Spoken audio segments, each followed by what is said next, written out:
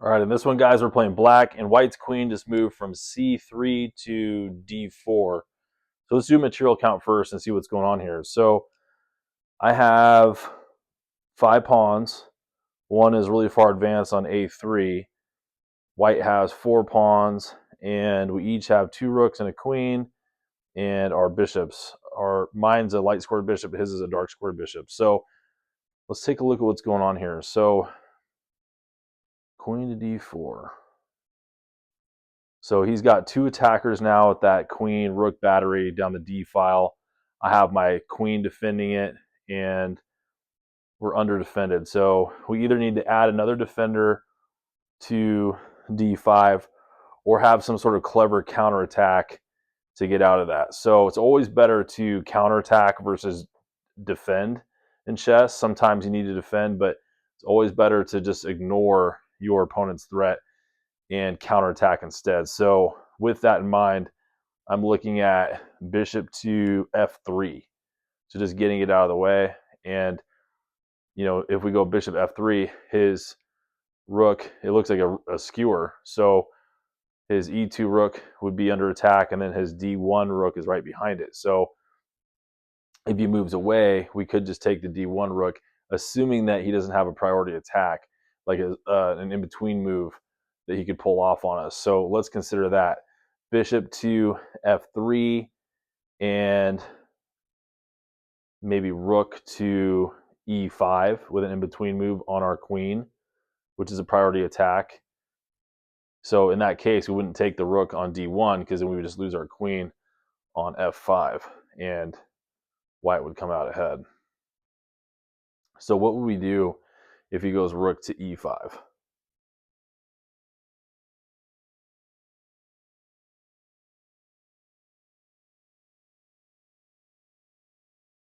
Maybe,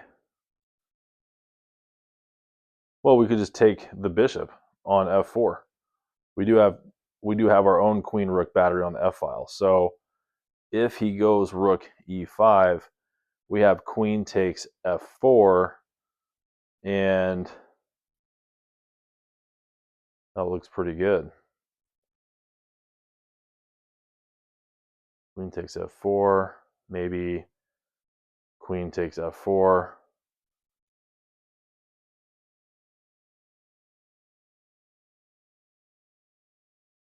Let me add, when I take on f4, it's check. So queen is probably going to take back on f4, and then we take back, rook takes f4, and then he has time to move his d1 rook to, say, f1. But in that line, we would have won a bishop, and I mean, we won a bishop, so that's pretty good. Let's check to see if there's anything else, but I mean, it looks pretty good so far, guys. Looks like a pretty solid move. So white went queen d4. We go bishop to f3. We're assuming an in-between move of rook to e5.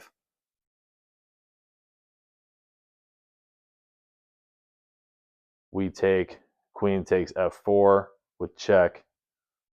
Rook takes f4, or queen takes f4, sorry, and then rook takes f4. And yeah, I mean, that looks pretty good. Maybe rook comes down to 7th.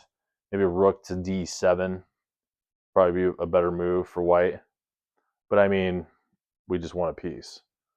So, I mean, I don't even care if we lose the c7 pawn.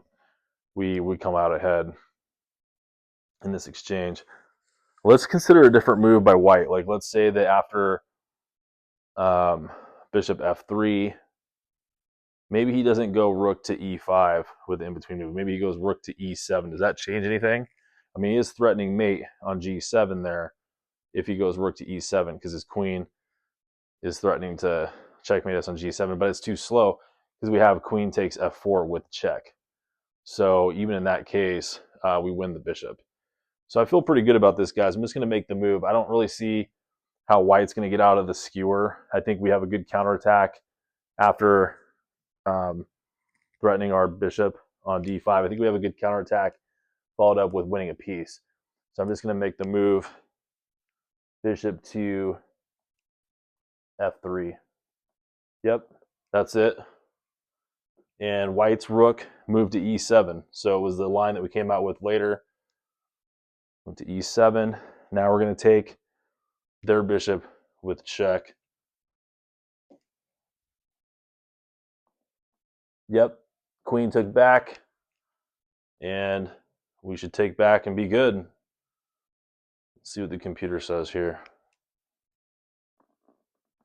Yeah, that's it. So +4, that's a 2140 rated problem with a 61.6% pass rate.